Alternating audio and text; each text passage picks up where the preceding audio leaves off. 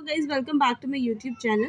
So in this detailed video, I am going to discuss the most important topic which is ego defense mechanism.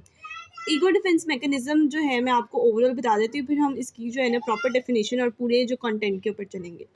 Ego defence mechanism ये है जिसके अंदर हम किसी event का, किसी पेनफुल इवेंट को कोई कॉज देते हैं in order to protect ourselves.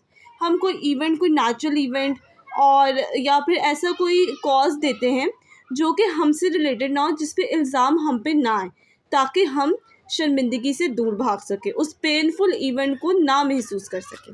ठीक है, ये ईगो डिफेंस मैकेनिज्म। अब हम डेफिनेशन पढ़ते हैं तो आपको और अच्छी तरीके से समझ आ जाएगी। Ego defence mechanism are methods of attempting to protect self and cope with basic drives और इमोशनली पेनफुल थॉट्स, फीलिंग्स और इवेंट्स। अब इसके अंदर आपको हो गया है कि ईगो डिफेंस मैकेनिज्म एक मेथड्स है। इसके अंदर क्या करते हैं, methods of attempting to protect self and cope with basic drives और इमोशनली पेनफुल थॉट्स, फीलिंग्स और इवेंट्स। ये एक मैकेनिज्म है जिसको जो ये इस तरह का मैकेनिज्म है जो मेथड्स यूज़ करते हैं, किस तरह के मेथड्स जो सेल्फ को प्रोटेक्ट करते हों, और बेसिक ड्राइव्स मतलब इमोशनली पेनफुल थॉट्स और इवेंट्स को हम जो है वो भुलाना चाह रहे हैं यहाँ पे। अब यहाँ पे हम चलते हैं कि इसका जो मेन पर्पज़ है, it is used to protect a persons from anxiety arising from unacceptable thoughts और फीलिंग्स। फ्रॉइड कहते हैं कि ये बहुत ज़्यादा इंपॉर्टेंट होता है, अगर ये ना हो तो हर कोई बंदा डिप्रेशन में चले जाएगा। कॉमनली यूज डिफेंस मैकेनिज्म, हम रिप्रेशन देखेंगे, फिर डैनियल देखेंगे, फिर डिस्प्लेसमेंट, फिर राशनलाइजेशन, फिर प्रोजेक्शन, फिर रिग्रेशन, फिर सब्लिमेशन और रिएक्शन फॉर्मेशन और फिर इंट्रोजेक्शन। रिप्रेशन देख लेते हैं। रिप्रेशन का मतलब प्रेस करना, मतलब हम कुछ चीज़ करने पे मजबूर कर रहे हैं। ठीक है, अब देख लेते हैं यहाँ क्या होता है। इसके अंदर बेसिकली ये होता है कि हम अपने पेनफुल इवेंट्स, फीलिंग्स और इमोशंस को फॉरगेट कर रहे होते हैं अनकॉन्शियसली। वर्ड याद रखना, अनकॉन्शियस या इनवॉलेंट्री। एना फ्रॉइड कहती थी कि इसको हम जो है ना वो मोटिवेटेड फॉरगेटिंग भी कहते हैं। इसके अंदर क्या होती है, ईगो काम करती है। ईगो क्या करती है, रिप्रेस कर देती है। जो रिप्रेस का मतलब दबा देती है किस चीज़ों को, हमारे जो ड्रॉने जो इवेंट्स होते हैं, पेनफुल इवेंट्स होते हैं, थॉट्स होते हैं या फीलिंग्स होती हैं, उनको दबा देती है। अब हम ये कंटेंट की तरफ देखते हैं, फिर एग्जांपल देखते हैं। It involves unconscious and involuntary forgetting of painful ideas, events and conflict. It employ ego to keep the disturbing or threatening thoughts from becoming conscious. Anna Freud called repression as motivated forgetting. This is not very successful defense in the long term, since it involves forcing disturbing wishes, ideas or memories into the unconscious, where although hidden they will create anxiety. अब यहाँ पे ये लोग ये कह रहे हैं कि हम लोग जो है ना क्या करते हैं, इंडिविजुअल्स वो रिप्रेस कर देते हैं अपने इमोशंस को, फीलिंग्स को, और ईगो जो है उसको रिप्रेस करने में मदद करती हैं। फ्राइड कहते हैं कि लॉन्ग टर्म जो है ना सक्सेसफुल नहीं रहता, क्योंकि वो जो इवेंट्स होते हैं, जो पेनफुल आइडियाज़ होते हैं, फीलिंग्स होती है, वो एंजाइटी कॉज करती है। इसके बावजूद कि वो दबे हुए हैं फिर भी वो एंजाइटी कॉज करती है। एग्जाम्पल देख लें तो ऑडिपस कॉम्प्लेक्स, इसके एग्जाम्पल के अंदर ऑडिपस कॉम्प्लेक्स भी आ सकता है और इलेक्ट्रा कॉम्प्लेक्स भी आ सकता है। ठीक है, ये आपको मैं पहले पढ़ा चुकी हूँ साइकोसेक्सुअल स्टेजेस में, ऑडिपस और इलेक्ट्रा, जिसके अंदर जो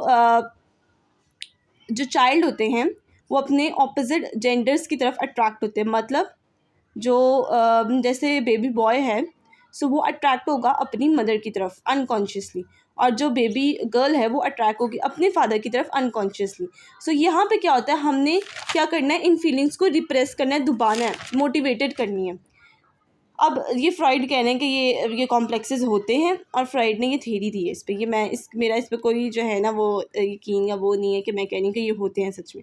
सो ऑडिपस और इलेक्ट्रा कॉम्प्लेक्स जो है ना वो आते हैं, जो ये नॉर्मल कंडीशंस है। फ्राइड कहता है ये होती हैं हर बच्चों में। सो ये क्या होता है, यहाँ पे रिप्रेस इसकी किस तरह होते हैं, aggressive thoughts about the same sex parents are repressed and push down into the unconscious. वो ये कहते हैं कि जो सेम सेक्स पेरेंट्स होते हैं उनके जो अगेंस्ट जो एग्रेसिव हमारा होता है, एग्रेशन डेवलप होता है, वो डिप्रेस हो जाता है, वो दब जाता है और पुश्ड इनटू अनकॉन्शियस माइंड हो जाता है। ठीक है, अब यहाँ पे आपको शायद थोड़ी मुश्किल हो कि सेम सेक्स पेरेंट्स के बारे में एग्रेसिव क्यों होते हैं। अब आपको पता है कि ऑडिपस कॉम्प्लेक्स में जो है वो ये होता है मेल के अंदर। तो मेल जो बेबी बॉय है वो अपनी मदर की तरफ अनकॉन्शियसली अट्रैक्ट होता है और अपने फादर को वो एनिमी समझता है और उनको फादर को मॉडल करता है ताकि उसकी जो मदर है वो उसको लाइक करे। अनकॉन्शियसली फ्राइड कहते हैं ये सारा कुछ होता है। सो यहाँ पे ये है कि वो aggression toward the same sex parent, मतलब वो भी बॉय और वो जो है अपने फादर उनका भी सेक्स क्या है बॉय है, तो वो अपने सेम सेक्स पेरेंट्स की जो है ना वो एग्रेशन उसको दबा रहा है। फ्राइड ये कहते हैं कि यहाँ पर ये एग्रेशन की एग्जांपल आती है, यहाँ पे रिप्रेस करता है वो। अब for getting a loved ones birthday after a fight, ये भी आता है डिप्रेशन के अंदर। अब आते हैं डैनियल। डैनियल का मतलब होता है डिनाई करना। इसके नोट्स में आपको डिस्क्रिप्शन में जो है ना वो अटैच कर दूंगी, तो आप वहाँ से इसको डाउनलोड भी कर सकते हैं। Unconscious refusal to admit an unacceptable idea और बिहेवियर, यहाँ पे हम हद ही कर देते हैं। हम इवेंट्स को कहते हैं या तो एग्जिस्ट ही नहीं कर रहे, या तो ये हमेशा के लिए एग्जिस्ट नहीं करे, या हम कहते हैं हमें ये हमारे लिए ये एग्जिस्ट ही नहीं करे, हम इसको परसीव ही नहीं करना चाह रहे। फॉर एग्ज़ाम्पल अब इसके अंदर आपको तब समझ आएगी कि फ्रॉइड तो ये कहते हैं कि ये बहुत ज़्यादा डेंजरस है क्योंकि हमें ये जो रियल वर्ल्ड है उससे दूर लेके जाता है। इसके एग्जांपल में ये है कि जो death of a sudden family member, बाज़-औक़ात आपने देखा होगा कि किसी की जब डेथ हो जाए तो फैमिली मेम्बर्स क्या कंसिडर करते हैं कि हम इसको मानते ही नहीं है, ये डेथ हुई, ये तो है ही नहीं कोई और, या फिर ये थोड़ी देर के बाद दोबारा ज़िंदा हो जाएंगे। सो ये सिचुएशन में जो कहाँ आती है, डैनियल के अंदर आती है। अब एक जर्नल व्यू पे चले जाते हैं कि एक स्टूडेंट है वो क्या कह रहा है कि मैं पूरा तौर पे प्रिपेयर हूँ, जबकि वो पूरे तौर पे प्रिपेयर नहीं है। वो इस चीज़ को डिनाई करा है कि मैं अच्छे तरीके से प्रिपेयर नहीं हूँ, लैक ऑफ प्रिपेयर्डनेस डिनाई करा फॉर एन एग्ज़ाम। तो ये आ गई डिनाइल के अंदर एग्जाम्पल। डिस्प्लेसमेंट के अंदर क्या होता है, डिस्प्लेसमेंट के आपको पता है ना, डिस्प्लेस करना, एक जगह से दूसरी जगह करना। यहाँ पे क्या होता है कि हमारे पास जो इंडिविजुअल्स होते हैं वो अपने एग्रेशन को डिस्प्लेस करते हैं। मोस्टली एग्रेशन की बात होती है नेगेटिव इमोशंस की डिस्प्लेसमेंट में। डिस्प्लेसमेंट क्या क्या जो है वो डिस्प्लेस करते हैं अपने नेगेटिव इमोशंस। क्यों डिस्प्लेस करते हैं, क्योंकि वो जो होते हैं उन पे जिन पे उनको गुस्सा आ रहा है तो वो उन पे नहीं निकाल सकते। अब हम देखते हैं साइकोलॉजिकली या इंग्लिश में हम इसको किस तरह लिखेंगे। Unconscious discharging pent up feelings to a less threatening object. Displacement is the, यहाँ से शुरू होती है इसकी definition. Displacement is the redirection of an impulse, कौन से impulse, aggressive, on to a powerless substitute target. The target can be a person और an object that can serve as a symbolic substitute. अब आपको समझ आ गई होगी मेरे ख्याल से कि हम अपना गुस्सा एक लेस जो है ना वो एक वीक या पावरलेस जो होता है ना ऑब्जेक्ट या पावरलेस टारगेट, उस पर अपना जो है ना वो गुस्सा उतारते हैं। डिस्प्लेसमेंट क्यों होती है, डिस्प्लेसमेंट इसलिए होता है जब इड जो है ना वो कुछ करना चाह रहा था। इड आपको पता है रियलिटी प्लेयर प्रिंसिपल है, इमीडिएट ग्रेटिफिकेशन के साथ डील करता है, और जो सुपर ईगो होती है वो कहती है नहीं करना। अब ईगो क्या करता है, ईगो एक अच्छा रास्ता फाइंड करता है अपनी साइटिक एनर्जी को निकालने का।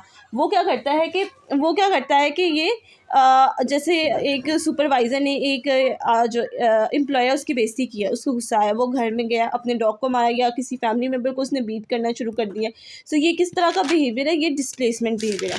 सो गाइज दिस वाज पार्ट 1, और इस पार्ट 2 में हम डिस्कस करेंगे projection, regression, sublimation, rationalisation and reaction formation, और फिर इंट्रोजेक्शन जो है ना वो डिस्कस करेंगे।